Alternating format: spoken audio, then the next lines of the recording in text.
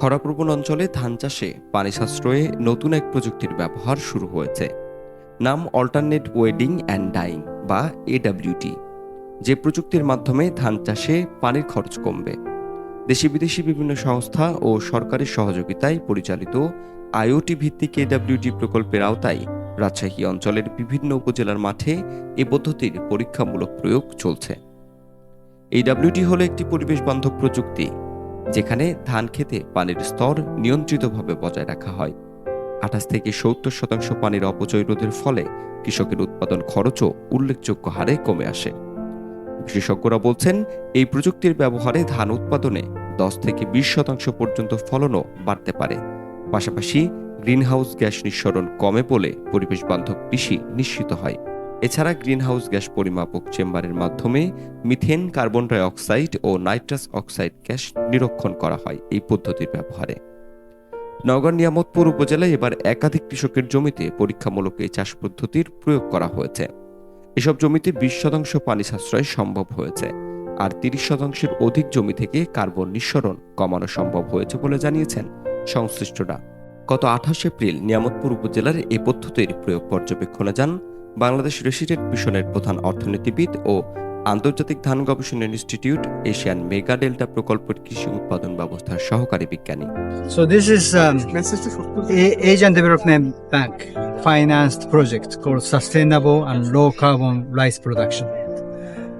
Rice field emits greenhouse gas, and we are promoting technology called alternate wetting and drying water management among farmers here in Barindo regions. This device automatically measures greenhouse gas emission from rice field, developed by Node Digital, this company. So with this information of greenhouse gas emission, we are building evidence that convince the government and the farmers that the AWD আর আমাদের এডব্লিউডি এর ক্ষেত্রে 25 থেকে 32 পর্যন্ত। Secondly যেটা হয় যে আমরা বলি গ্রেন সাইজ, তো ধানের আকার হেলদি কেমন, যে শীষে যে ধানগুলো থাকে। সো এডব্লিউডি যারা ইউজ করছে, আপনারাও কভার ফিল্ডে যাবেন, আমি যেগুলো বলতেছি এগুলো একটু খেয়াল করবেন, যে দেখবেন যে একটা নন এডব্লিউডি ফিল্ডে খুশি বা ধানের থ্রোড আমরা যেটা খাবো সেটা নন এডব্লিউডি থ্রোড। আবার ধানের যে গ্রেন সাইজ হেলথ সেটাও দেখবেন, যে আমাদের এডব্লিউডি ইউজ করার ফলে হেলথ সাইজ ভালো, গ্রেন সাইজ ভালো। সো ওভারঅল আমাদের আশা করতেছি আমরা যে আমাদের উৎপাদনও বাড়বে, পার বিঘা যে উৎপাদন সেই উৎপাদনটাও অনেকটা বাড়বে। তবে সংশ্লিষ্টরা বলছেন, প্রকল্পটি এখনও পরীক্ষামূলক পর্যায়ে থাকায় সম্পূর্ণ সুবিধা পেতে কৃষকদের এখনও অনেকটা সময় অপেক্ষা করতে হবে। যে ডিভাইসটা দেখতে পাচ্ছেন, এটা হচ্ছে ধানের ক্ষেত থেকে রিয়েল টাইম মিথেন ইমিশন যেটা হচ্ছে এটা মনিটরিং করে। তো আমরা যে জিনিসটা তৈরি করেছি এটা নোডস ডিজিটাল লিমিটেড থেকে বলছি। আমরা হচ্ছে একটা ম্যানুফ্যাকচারিং কোম্পানি, আইওটি এবং মেশিন লার্নিং নিয়ে কাজ করি।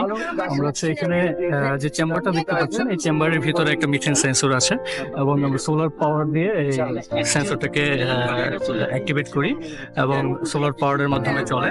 তো এই ডিভাইসটা হচ্ছে দিনে 4 বার 30 মিনিট করে ডেটা কালেক্ট করে, মিথেন ইমিশন ডেটা কালেক্ট করে, সকালে, দুপুরে, বিকেলে এবং রাতে। এই পদ্ধতি ব্যবহার করলে আসলে আমরা দেখেছি যে 20% সেচের পানি কম লাগে।